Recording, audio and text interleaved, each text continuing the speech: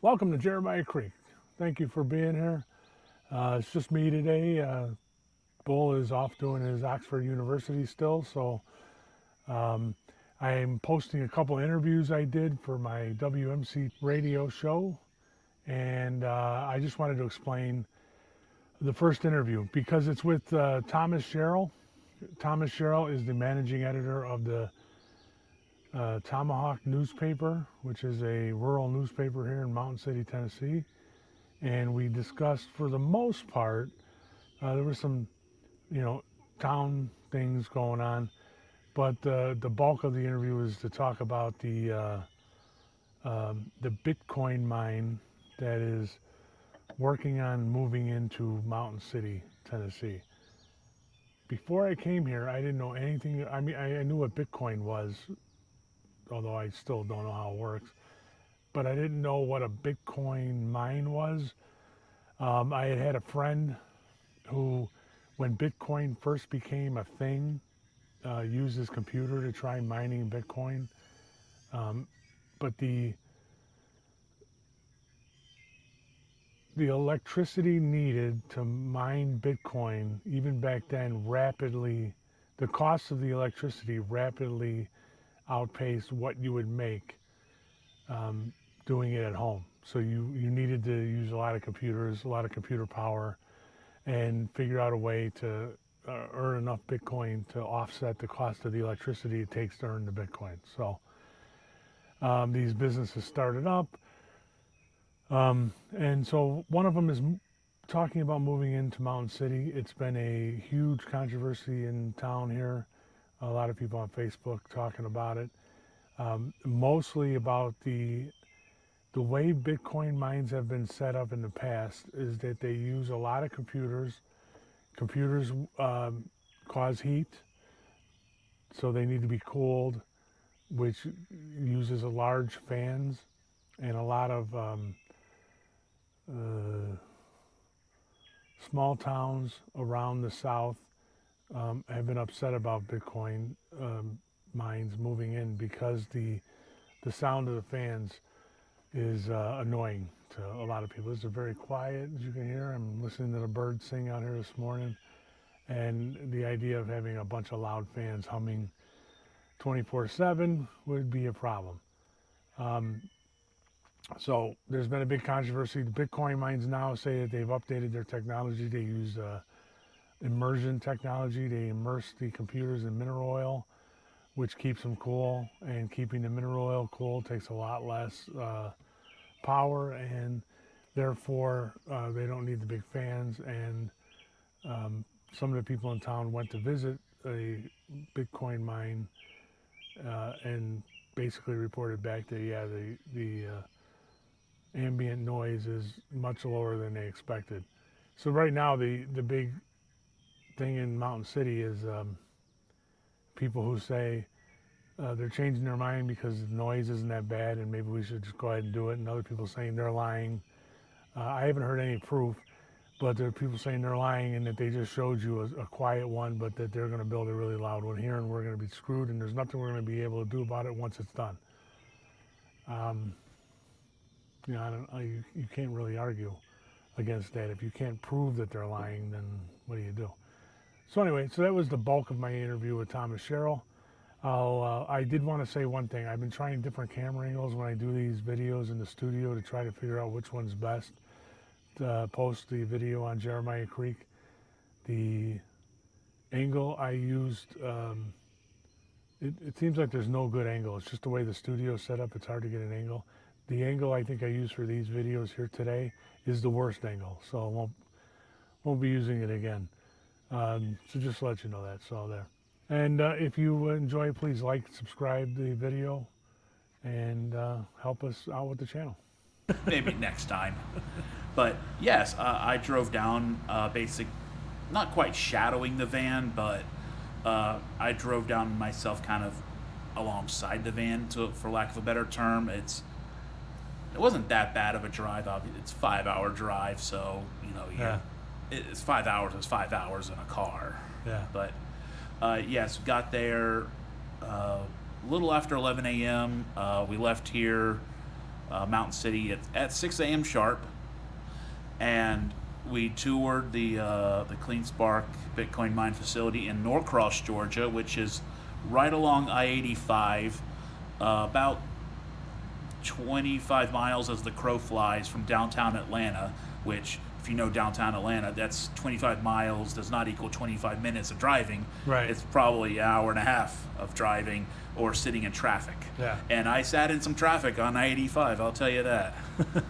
Now you took a bunch of pictures. Are they in the paper this week, or is that going to be next week? That'll be in next week's paper. Right. It is on the website, though, because It is on the story. The first story is on the website right now. There will be a second story that will be in the print edition on the 25th. So Okay. next Wednesday, just a little teaser there. There will be a second story if you've that has not been released yet. Basically, at the end of this tour, there was a very tense discussion between some of the locals and some of the officials there, and there were some very pointed questions, and there was the officials attempted to answer some of those questions, and some of them have been the hot button questions that have been asked so far, and it might sway people, it might not, but the questions were asked, so you can look forward to that in next week's Tomahawk. Yeah, like anything we see in our society today, there are some people who are totally opposed to it and nothing can convince them, and there's some people that are totally in favor of it and nothing can convince them to change. But I think a vast majority are interested in hearing both sides of the argument, and so it's good to read the Tomahawk for this story coming up if you want to hear what the people said. I did see some comments on Facebook from some of the people who went, which were interesting too. Yes, we'll have some of the comments as well from other people who went on the trip. I interviewed them right before we left. We were there about 4 hours. Wow, so then 5 hours back, huh? Yeah, That's so a long day. I got back probably around 9 p.m. Huh. And I was tired. Yeah. And I don't know what time the van got back, probably a little earlier because I don't know where they stopped or what, but... I think it was probably a little later because you're a well-known leadfoot. You were probably driving 80, 90 miles Of course, an hour. yeah. I was doing Dukes of Hazzard style over the mountains, over the gorges. It was, I knew all the shortcuts going Chased down by there. the sheriff, yeah. So I could tell from your story on the website that I read that you found it interesting. Now did you know anything about, like, I don't know anything about what these sites are like prior to, have you ever seen one before? I have seen the fan-based, the site down in Limestone, which will be decommissioned next year. It's the site in Limestone that people have cited in their arguments. That is a fan-cooled Bitcoin site. It's one of those very loud sites. Yeah. That site was bought by Cleanspark from another Bitcoin company that has since gone out of business. Essentially, Cleanspark bought them out, and they are closing that site sometime in the next year. And I have been to that site. It is, you don't forget that sound. It is a very, just a continual hum. Yeah. And you can hear it a couple hundred yards away easy. Yeah. And I did notice you took a picture of your decibel meter. This one wasn't. Yes. I downloaded a decibel app on my phone and was taking readings continuously throughout the day. There was one site in the building where they repair fans for their fan cool sites, and so I had a decibel reading of that. And one thing that they said was, it doesn't matter if you have, and these are the small fans, like for the little computers, not the big giant fans. Oh yeah, okay. They said the sound of one of those fans is about the same as if you have like dozens of them. So it doesn't matter how many you have; it's all about the same sounds. That's what they claim. All right, so we'll look forward to next Wednesday seeing the rest of the story and the pointed questions and answers of the residents who were there. it's good that the people that went there weren't, they were asking. I'm glad to hear they were asking the pointed questions. Yes. And I'm looking forward to finding out what they said. So. And it was not a unanimous verdict for either way Yeah. from the residents who went down there. Although I think some of them were not going to have their minds changed, but some of them did go down there with a, okay, let's see what it is. Yeah. They had an open mind. Well, that's good. I wish we could have sent more. I wish we would have sent more, but I mean, I wish I would have gone. But I, to be quite honest, completely forgot about it. Yeah, well, it was an all-day commitment, so Yeah. and it's on a Monday, so that's Yeah. a hard thing to ask people to do. It's a 540-mile round trip. You're in a van with people that you with the mayor, the police chief, and a few other residents that you may or may not know. Yeah. And also, I just, a lot of people can't take off work Yeah. to go do that. So if I don't blame people for not going if they couldn't go. Yeah. So, but Well, I'm glad the people that did go did. I hope everybody who did go puts their comments out there, Johnson County in the know or Mountain City in the know, so that we can get the benefit of their experience instead of just listening to, people like me who've never seen it before. So, Right. so anything else? Well, where are we at? Okay, what do we got coming? We got anything else in the old that you wanted to talk about? There was a couple stories of which we've shared out there. Is Jonathan Scholl, who's from Johnson County, going to the National Wild Turkey Federation Grand National Calling Championship. That's a mouthful. Yeah, no kidding. And we had a great story on that. Lily put that together. We had a story about Ann Buckle, her new book, Firefly, had the new storybook trail at the park, and also she did a little concert at the Arts Center before her big concert. Later on, we got some photos of that, and got plenty of sports photos. There was the beginning of middle school football practice, some awards for one of our baseball players, and some softball action we got in this week's paper. So, All right. yeah, chock full of local news. Well, here, first of all, Ann Buckle was here with me last week too, and I interviewed her. Had a very nice time. She's very interesting, and I also there was some extra video and stuff that I recorded.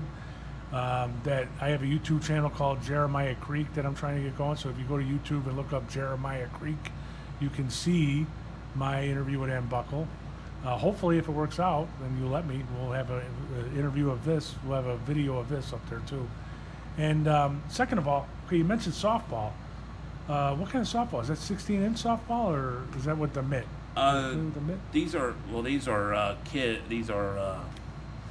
like 10, 11, 12-year-olds. We should start a senior softball. 16-inch, the big softball like they do. I've seen the seniors out at the park playing. They got a big kind of net over the outfield wall to kind of catch some of the more the no doubt home runs. Oh. I'm guessing, but yeah, I've seen them out there in the last week or so. So I'll have to check it out. if someone wants to reach out and tell me what the times are, I can go out there and get some photos of some seniors trying to play some softball. All right, and you got. Wait, there was something else I was going to ask you about. So we got. So you got some pictures there. Oh yeah, a lot of pictures of your Little League stuff. People like those pictures, huh? That when you put it on the front page, there's a big response to that. Yeah, we felt, obviously we want to feature our young people doing the amazing things that they do. Is sometimes we forget how incredible they are in that, going out playing all sorts of sports. They're doing all sorts of activities, and I'd love to feature them. If you have out there listening right now have a young one that's doing something incredible, please let me know. I know what I wanted to ask. I'm sorry. You rattled off a few of them there. The turkey caller. So I've never seen that before. Is that like with somebody has to do it just with their mouth, or is that like they have to create a wooden turkey caller? Did you actually see them do it at all? I did not see them do it, but I believe it is basically kind of wedding. They kind of do it themselves. So, And I've seen some turkeys around here too. I have some turkeys on my road leading to my house, so it's interesting. I wonder if they do a lot of turkeys out he here. does have his own business where he sells calls. Oh, So, okay. and that's part of the story as well. Is they just started their business. It's obviously it's one of those. Oh, we sold a few to start with, and now we got so many orders, and it's one of those like like in-house businesses that have really grown and really become a success story. So what do we got coming up for next week? We got Oh. 2 minutes left. So Next week it's going to be a busy week. Obviously, we'll have the Bitcoin story. Last night was county commissioners. They presented the fiscal year 25-26 budget for the first time. They did not vote on it. They will do that next Thursday before the end of June, which is the end of the fiscal year. And the big highlight from that, I'll go ahead and give you a little teaser, is the taxes will stay the same. hey, all right, that's great. They also the commissioners they're looking to replace. Oh, I'm so sorry, I'm drawing a blank. Bill. Oh my gosh. And sort of District 1, he's my commissioner. They're looking to replace Yes, it they will be. temporarily until the next election. They will take that up in July. Yeah. I was thinking about sending it. You think we could send it in? I'm thinking about sending in my resume. It's in my district, so my wife would be very mad. And so we have do we have any meetings, any other town meetings coming up? Oh before? yes, this coming Tuesday at 9:30 a.m. is the special Mountain City Town Council meeting where they're going to be discussing whether they want to discontinue having fluoride in the town water drinking supply, and I thought also that was already done. no, it's part of the budget. Okay. So they're having their own meeting to discuss it, and also the fees, the long discussed, long debated fees. That'll also be part of that 9:30 meeting. And next Thursday they're having a planning and zoning meeting, and I think also a recreation meeting next Thursday night, same time as the commissioners meeting. But at town council, the planning board will meet, and they might be discussing Bitcoin. We don't know yet, Yeah. but I'm sure the people who are very fervent in that discussion will be there. All right. Well, thank you for coming in, Thomas Sherrill, the managing editor of The Tomahawk, and you can pick up the paper everywhere, but you can also go online to thetomahawk.com Yep. and see the stories online. Now, the paper comes out once a week, but if you go on, and sorry, there is a paywall, as there isn't everywhere these days. Yes. I see stories every day or two, so it is worth it. You can get a day pass for $1. Yeah, but I'm a subscriber, so Yeah. I see it. I see stories come up every day. If you subscribe for a whole year, you get print and digital access. Yeah. All right. So thank you for coming in, Thomas Sherrill. We're gonna get back into the music. All right. The next interview is a short one. It's an interview with retired Sergeant Major John Cobb. Sergeant Major Cobb is a member of the VFW here in Mountain City, and he's organizing the 4th of July parade for this year.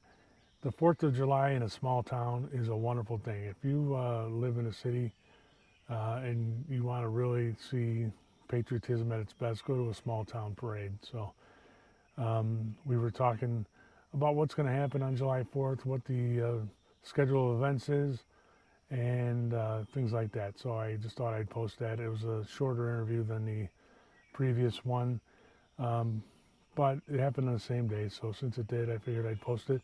Might not be of interest to anybody who's not living in Northeast Tennessee, but it seemed kind of fun to me, so I figured I'd post it. Thanks for listening. See you soon.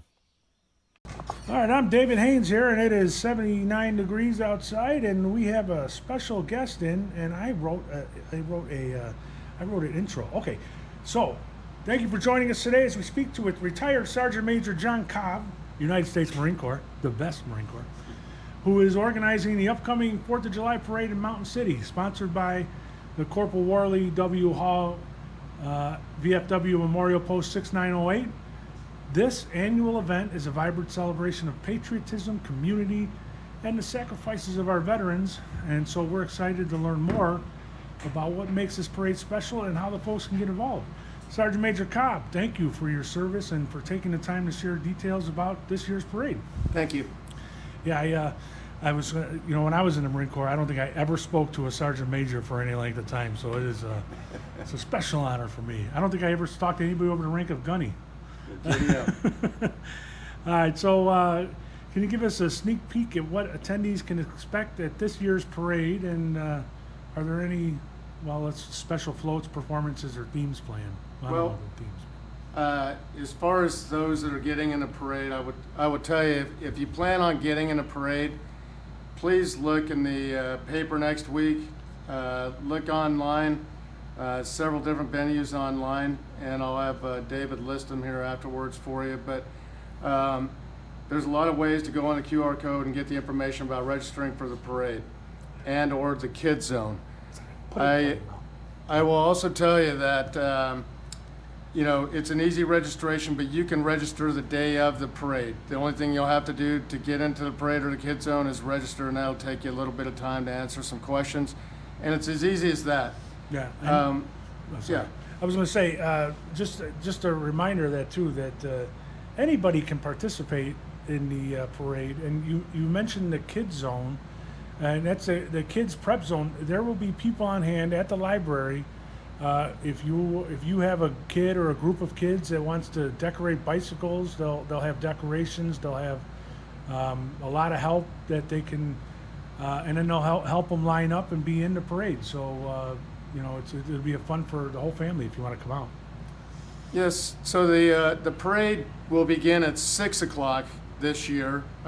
We bumped it back an hour. That way there's no huge lag time between the parade's end and when the fireworks begin. But we wanted to remind everybody that it does start at 6. And if you look at the kids zone, that's from 3:45 or 4:45 to 5:55. And it'll be right there in the library parking lot. And we'll be able to get those that are face painted to walk, if their kids can get their face painted. A parent or guardian can walk with them in the parade. And so we're affording them that opportunity as well. Yeah. If you plan on getting in the parade, we'll start lining up at 3 o'clock at the high school. So if you pull in, you'll be given direction on where to go from there, and we'll get everything lined up and have everybody ready to roll at 6 p.m. All right, and if somebody is interested in registering to walk or bring a float, the process is there's the VFW website, right? And if you go to the Tomahawk website, they have a link, and there's a very simple registration form, right? And it's submitted to the VFW, and so and that's all you'll have to do. If you do that before July 1st, you can do it online. It's very simple. But if you want to come at the last minute, there will be some paperwork at the parade if you haven't already filled out something online, right? Yeah, that's right. You'll see the next ad in next week's paper. I'll just give you a quick timeline of things. So Main question. Street, downtown, there'll be live music and vendors from noon till 6 p.m. We will have a kids zone from 4:45 to 5:45, as I said. The parade starts at 6. Fireworks should begin at dark in Ralph Stout Park. There will be vendors and a band and stuff going on down at Ralph Stout Park as well. Events for that day or the weekend. So obviously there's a boat parade at Watauga Lake, and that happens every year. So if you have the chance and you're down that way, go get some. It'll be a lot of fun. The Go Yard Grill is hosting a cornhole tournament and a goat yard race the day of the 4th. Doe Mountain Recreation has a night race set on the 4th and the 5th. Doe Mountain has another event, an archery competition. And also Johnson County Shriners Turkey Shoot at the Trade Center starting at 9 a.m. on the 5th. And lastly, on the 5th is the VFW Pancake Breakfast that goes every month. That'll be going at the VFW. And so there's a lot of things going on. And I hope that you're able to enjoy the entire weekend, and encourage you to get out and see what's going on within the county, and have a happy 4th of July. Yeah, and the parade itself starts at the high school, right? It goes. What's the route exactly? So the parade will start at the high school. It'll come down Church Street towards town. Once we get past the library and insert the kids that had their face painted, we'll proceed on. We'll turn right down Main Street, and we'll proceed all the way to the end until you hit the 421. If you're marching or walking in the parade, you will turn left into the First Baptist Church parking lot, and you'll be able to exit that area. If you have a float or you are riding in anything, you'll be able to, at the light, to go left, right, or forward. Right, and I know the Mountain City Police are going to. The Main Street will be, obviously blocked off for the parade, but the 421, once the parade hits there and the vehicles go through, they will stop traffic on 421 to make sure that everybody's safe and everybody can exit the area and either head towards Ralph Stout Park for the fireworks or to drop off a float wherever you need to go. So in Ralph Stout Park is going to be where the fireworks are. And yeah, so it looks like a good time. Oh, there was music from, when does it start? Noon? From noon to 6, and then there will be music down at Ralph Stout Park. And another thing that I'd like to add is Johnson County Airport, in lieu of the VFW being able to get in touch with military aircraft to fly over the parade, which is somewhat of a difficulty. But talking with Johnson County Airport, they've offered a 3-plane flyover at the end of the parade or during the parade or somewhere in the evening, that they will be up and about and representing Johnson County Airport. And so, my hats off to you all that are doing what you're doing out there. Thank you very much. Yeah, it looks to be a fun time. There's nothing like the 4th of July in a small town, boy. It's the music is gonna be I forgot the name of the band. The bigger band. It's we got a couple different bands playing right on Main Street, and also WMCT will be broadcasting live from right in front of Farmers State Bank. I know Dan will be there with Lizzie. I wouldn't be there because when they asked if I wanted to volunteer for the 4th of July parade, I said, absolutely, I would love to do it. And they said, okay, you're in charge of being in the studio and making sure that the broadcast goes off without a hitch. So I'm not going to be out there, talking to people, but I will be in the studio here. But I'll be out there for the fireworks. So look for me. The guy looks like Santa Claus. And Love it. so do we have anything else? I mean, I expect for those, I've known John for a little while now, and I expected him to ramble a lot more than this. So. Well, just keeping it simple, because it is a simple day of events. Also planned, not yet confirmed. I'll confirm it the start of next week. But the school planned on doing a kids zone kind of thing at the high school football field somewhere between noon and 6. And I'll get confirmation, and we'll pass that on the radio next Friday when Dan Parsons comes on the radio. And but there's going to also just some fun games and stuff for kids. Dan Parsons will be on with Dan in the morning on next Friday, just to go over the final program for the 4th of July. And but I'm not going to be here next week, so I wanted to make sure we got John on, mostly for the point of a reminder that anybody can be in the parade. If you want to be in the parade, there's no charge. If you want to get in the parade, come and you fill out the little question stuff that we have for you as far as registration for what you're going to be doing. Giddy up, get in the parade. There's no charge for you. Get in the parade and enjoy it. It's all about celebrating the 4th of July, and as many people as we can get in, it'd be great. You come out down on Main Street and enjoy a day of festivities and some music and community, and we just show our love for the country, right? That's absolutely right. Okay, so I appreciate you.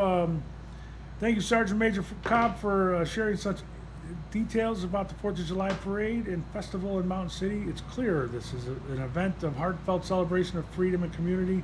See, I shouldn't start to speak off the cuff when I wrote a whole thing about that. So for those listening, don't miss out on this fantastic event. Visit the Mountain City VFW website at mountaincityvfw.com.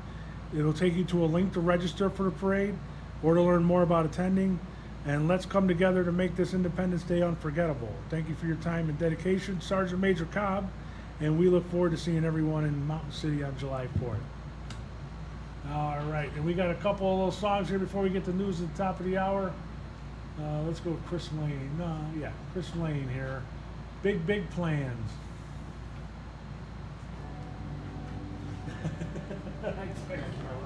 I expected we would go talk out loud. No, it's tempting. The only other thing that I would add, just now remembering, is we can still use vendors. All right, I'll bring it up. Yeah, if somebody wants to get into the whole vending, Ben, have them call me. My number's in the paper. It'll be on the ad. So, All right, thanks for stopping by. yeah, thank you. Sorry I missed the first part. Oh, that's all right.